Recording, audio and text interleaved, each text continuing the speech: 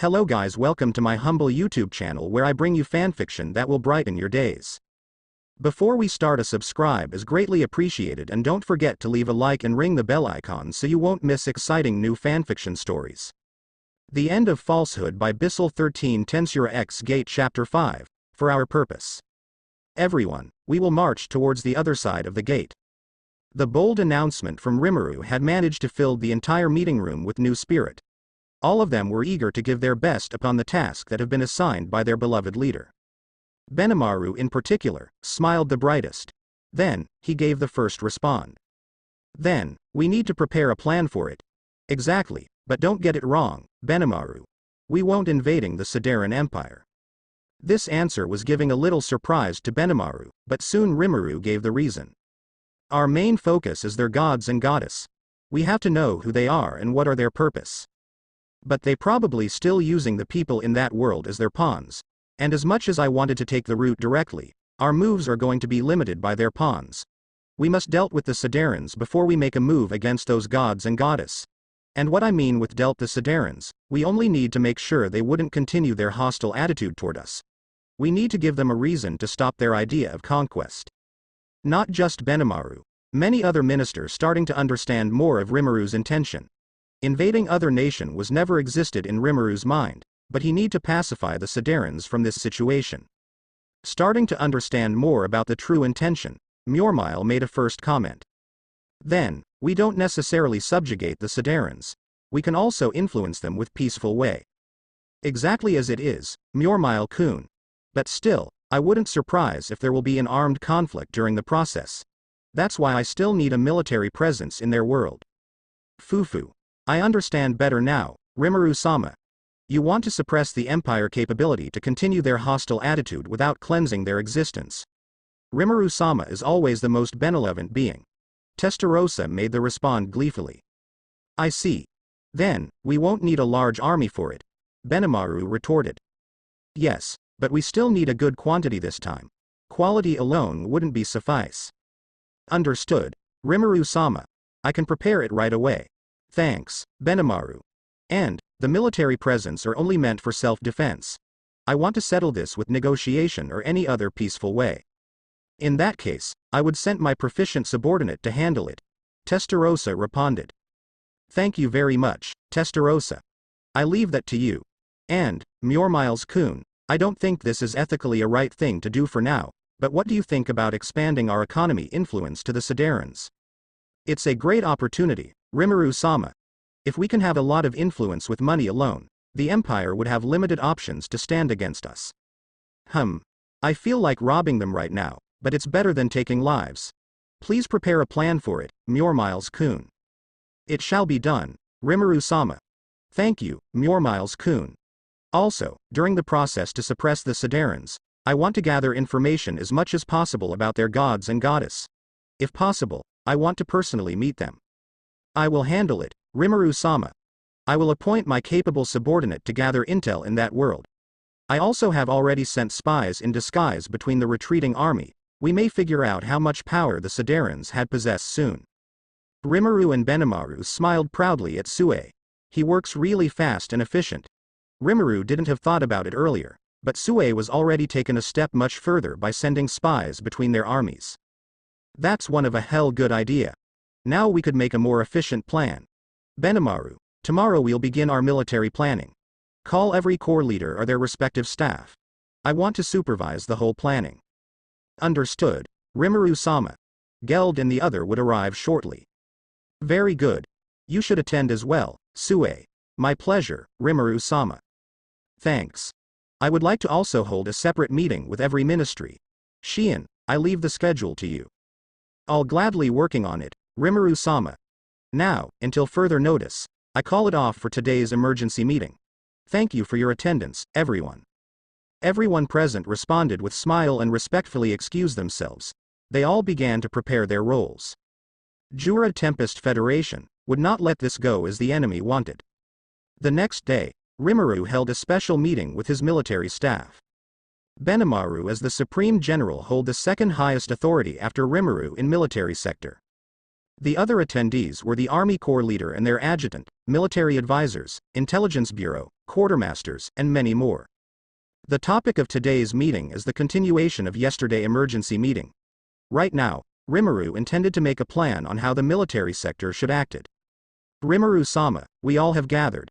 Thank you for arriving on time, everyone. Now, let's get started. Rimuru start the meeting with an explanation about his intention to send his military presence to the world beyond the gate. However, he did not intend to invade the Sedarans. He just want his military presence to be the self-defense force during the process to pacify the Sedarans with negotiations. But, he also wanted to make an impression of his superior military strength to the Sedarans in hope to limiting the Sedan Empire's move. Benimaru had thought about this and proposed to send some elite unit alone such as his personal guard, Kurenai. Kurenai are currently a famous elite unit that were well known throughout the world. It's an army of Oni, boasting a strength of S-class for every each of its member. Led by Benimaru's adjutant, Gobua, the Kurenai unit consisted with 500 members. And to give more perspective of how strong they are, each of the member could rival Old Demon Lord. Kurenai was initially consisted with a newly evolved hobgoblin and goblinas into an ogre and only consisted with just 100 members. But after the Great Tenma War, the members had increased and every one of them had evolved into an Oni. Their participation during the battle to defend Dwargon during the Eastern Empire invasion, and the Battle of Eurazania against the army of Insectors, had successfully made them famous as they never failed to achieve victory. Although every high-ranking executives know they were still underpowered by Rimuru's personal retinue, the black numbers, Kurenai is not a joke either. It is understandable if Benimaru wanted to send his elite unit to make an impression of their powerful military strength. However, out of everyone's expectation, Sue disagree with the proposal. Why, if I may ask, Sue? Benimaru asked. We have just gathered a more valuable information from the prisoners. And I have to address this in this meeting. Rimuru-sama, may I? Sue tried to give everyone another piece of paper that was filled with the report of the newly information extracted from the prisoners. Of course, let we all know the updates, Sue. Yes. Sue gave everyone the reports, and everyone who present immediately read it. After several minutes reading, the first one to make a comment was Rimuru. So the Sedarans are looking down to the demi-human race. This is gonna make it more difficult. So we face the same problem like we used to be, a discrimination against non-human race. But it seems, the Sedarans done it more awfully. Benimaru responded. Slavery, war fodder, prostitutes, they all see the demi-humans that way. If we sent our non-human people, they would never wanted to talk with us. Hakuro made another comment. But that is something that could be changed. Rimuru-sama has proved it. However, it would be a long journey to achieve a same feat like we're now. Geld retorted. Exactly, Geld. What I want is to suppress their hostile attitude. But if we send our monsters or demi-human people beyond that gate, what we receive would be an increasing hostility. Rimuru remarks. Then, we have no choice to settle this with our human people. Or at least, some of ours who can look like a human, like the Dragonutes for the example, said Benimaru. That's why I disagree with your initial proposal to send the Kurenai. Although right now they all seems to almost look like a human, they still have many parts on their body that will shown as non-humans. Some of my men could disguise as a perfect human. However, yours are not. Sue retorted Benimaru's words. I understand now. So, that leave us with only one option. Benimaru looked at one of the Army Corps leader. In particular, the newly formed Army Corps. Sar. You're the only one capable right now. Seeing the sudden change of conversation, everyone looked at Sar. The Grey Numbers Corps, the newly formed army was having zero experience in battlefield. However, everyone acknowledged their strength. After series of joint training, they found that these fellow human warrior are very strong. And more than that, right now they are the most capable with handling the technological advancement. I agree. I believe Sar Dono have a capability to handle the task. Geld gave his support. Me too. Sar Dono is a great warrior. I believe he could dealt even the deity in the world beyond the gate. Gwahaha. Gabiru also showed his agreement, with his own way. The Grey Corps are consisted with human warriors. This is a perfect unit for the task. Hakuro agreed with Benimaru. The other people who attend also showed their agreement and support the decision. However, Sar hasn't been said a single word yet. Rimuru noticed it, and didn't want to force them if they don't wanted to. Sar. What's wrong? If you don't want it, then I would not approve to send you and your corps to do it. No, Rimuru-sama. It's on contrary, I was so delighted but also overwhelmed with joy that my corps would get this much improvement. With stuttered tone, he explained himself. Sar has grown into a humble warrior, and he still think he was nowhere near the other corps leader. So, seeing the overwhelming approval was the joyous feeling he ever felt since a long time ago. Rimuru grinned a little, finding Sar's attitude was pretty cute.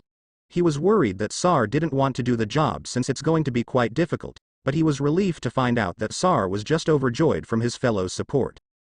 Seeing this, Benimaru made another comment. Sar, this is gonna be your first major task. We will not left you behind, but for the most part, you have to make your own decision. We cannot come there leisurely. However, he smirked, just in case you need us, just call it right away.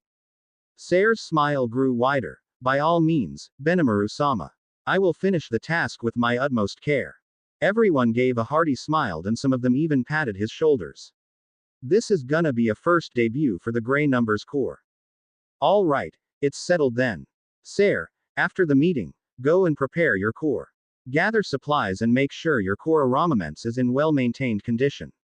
Yes, sir. Now, we have to continue the discussion. Right now we are facing a threat from the Sedarans. They said they would come back with larger numbers. Sue, can you confirm it? Rimuru asked Sue, continuing the meeting after a cheerful mood for appointing Sar for his first campaign. Yes.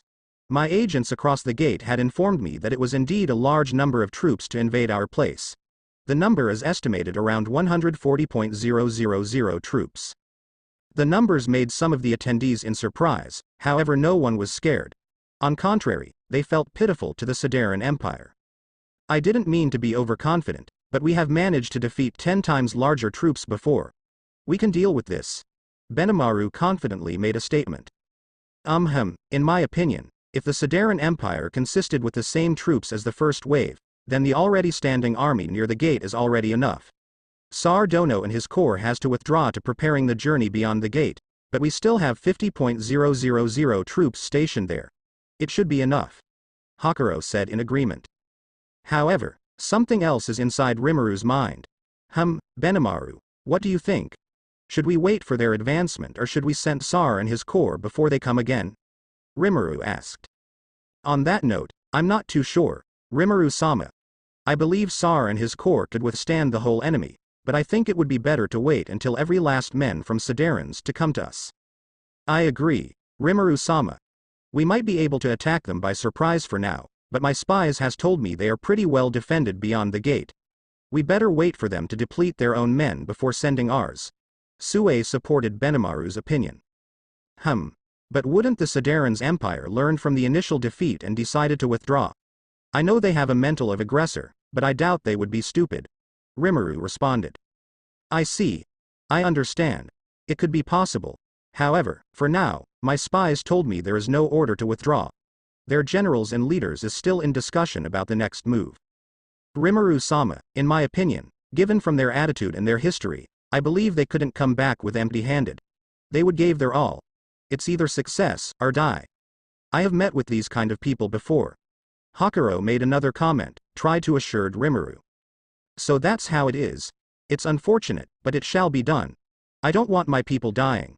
So, Benimaru, I leave the countermeasure of the threat to you. And this time, it won't be restricted with anything. If they come at you, beat them to the pulp. Prioritize our own safety. But if possible, Rimuru looked at Sue, can we capture at least the high-ranking people among them? We might be able to use them as bargaining tools. Sue smirked, then proudly say, it should be easy, Rimuru-sama. Rimuru followed the smirk and nodded. The other attendees also nodded with satisfaction. And so, the military meeting continued to discuss the more detailed plan. The day has passed without doing anything in between the Sedarans Empire soldiers. Yesterday, they have sent the first wave under General Agnius, expecting they would bring back a huge amount of booty in the detailed scout reporting. However, they came back only a half day after they departed. Tattered, injured, and losing more than a half from their initial numbers.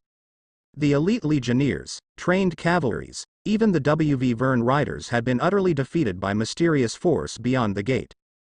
The levy's troops had become uneasy since the return of the first wave. They had heard the tale from the surviving troops of the first wave. They heard about the giant orcs and the mysterious flying human who slaughtered the wyvern riders. At first, no one believed it. But as time goes by, those tales are getting more make sense since they couldn't imagine another cause for their defeat. Some who got newly conscripted had started a mutiny. Monster exist in their world, and they were a fearsome creature for ordinary people. For the levies who were only trained for a brief moment, this is too much to handle. The Sedan Empire, for the first time, had bite too much they can chew. The talk for mutiny had been grow and grow as the day passes, and many of the officers got themselves busy to hunt down the perpetrator. Inside the commanding tent, Marquis Callios, Prince Diabo, and other patricians and generals held a war council. The news of General Agnias' defeat had given them a headache. The combined professional and elite unit, with total 20,000 troops, has been reduced into 8,000 in just merely half a day. Marquis Callios is no fool to consider this as a big loss, and should be evaluated properly. First they interrogate General Agnias. The council demanded his responsibility, and many patricians had blamed him for being incompetent. General Agnias, for being a warrior at heart, had to admit he probably could do better. But, as prideful as he is, he managed to admit the army beyond the gate was very powerful and he wouldn't be able to win if he forced his men to keep attacking. Marquis Callios, being a veteran of war, understood right away that in many times, triumph couldn't be achieved without tasting a defeat. He forgave General Agnias, and plead to his fellow patrician to forgive Agnias. However, Prince Diabo have a little patience with this situation. Marquis Callios, we cannot just stay and do nothing. Let me take the half of the entire army and I will lead the invasion personally. I will bring a victory for the empire. Marquis Callios looked at Prince Diabo with sympathetic eyes. He understood that Prince Diabo need to gain glory to win the throne from his brother. He also knew pretty well of Prince Diabo. Prince Diabo is still young, vigorous, smart, full of spirit, but fool. No matter how smart he is, if he blinded by ambition, it was worth of nothing more than easy prey. He did not dare to let him grow into a foolish man. Your Highness, I understand your frustration, but we can't do that. Why? Do you think I would lose? It's not the point, it's ABO. Liar. You think I'm still young and fool. Just give me the right to lead the army, and I will end this grim situation. Your Highness, please Lee, enough. I will do it myself. Don't you dare to. Plaque. A sound of clap were heard throughout the tent. Everyone was stunned by the sight. Marquis Callios has mercilessly slapped Prince Diabo. Prince Diabo was beyond stunned, he's more confused than angry. He looked at Marquis Callios with disbelieved looks. No one had ever gave him a harsh treatment, except from his father. Why you? Diabo held his slapped cheek, the confusion had started to turn into anger. Forgive me, Your Highness. My hand has slipped. Marquis Callios calmly put his hand down. Many of other people still couldn't believe what just happened, especially Diabo himself. But Marquis Callios stayed calm. He let the slap to sink in Diabo's mind. He believed Diabo is just a fool because of his ambition, not a wholeheartedly foolish person. He believed that Diabo would come back to his sense after some time. Seeing the whole tent still kept quiet after the scene, Marquis Callios took the advantage to gain dominance. Everyone, for many times our empire has been victorious over many conquests. However, as a veteran, let me tell you something that never been spoke by the empire. Everyone looking at him with curious look. Diabo, although he's still shocked and angry by the slap, he couldn't resist his curiosity towards Marquis Callios's words. Marquis Callios look around the tent once again, making sure everyone's attention is directed to him. Then, he take a deep breath, and then started to speak. For many of our glorious victory, the empire also got himself defeated sometime. Several gasps could be heard, but Marquis Callios kept continue. It's not publicly known, so I know most of you, except for my fellow generals and military officials, would not believe it. Yes, we sometime taste a bitter defeat at our conquest. The whole council is still silent. Marquis Callios had a strange of domineering aura that no one dared to interrupt. Most of our defeat was happened because our lacks of knowledge about the enemy. We simply don't know what are they capable of, how good is their commander, how well they know their terrain, and how persistent they are to fight against us. Those are few factors that could lead to our defeat. However, Marquis Callios take a short pause, looking at Prince Diabo, we adapt. we didn't give up and we make a new strategy to face them. We fought against Arctic people, so we change our steel armor into a thick wool with winter equipment. We fight against desert tribes, so we strengthen our supply line to keep our army marching and well fed. We subjugate the Elben kingdom with our superior numbers, so Duran didn't have any option and tricks to face against us. My fellow Empire subject, a victory is not come by a single battle. It's coming from a series of battle.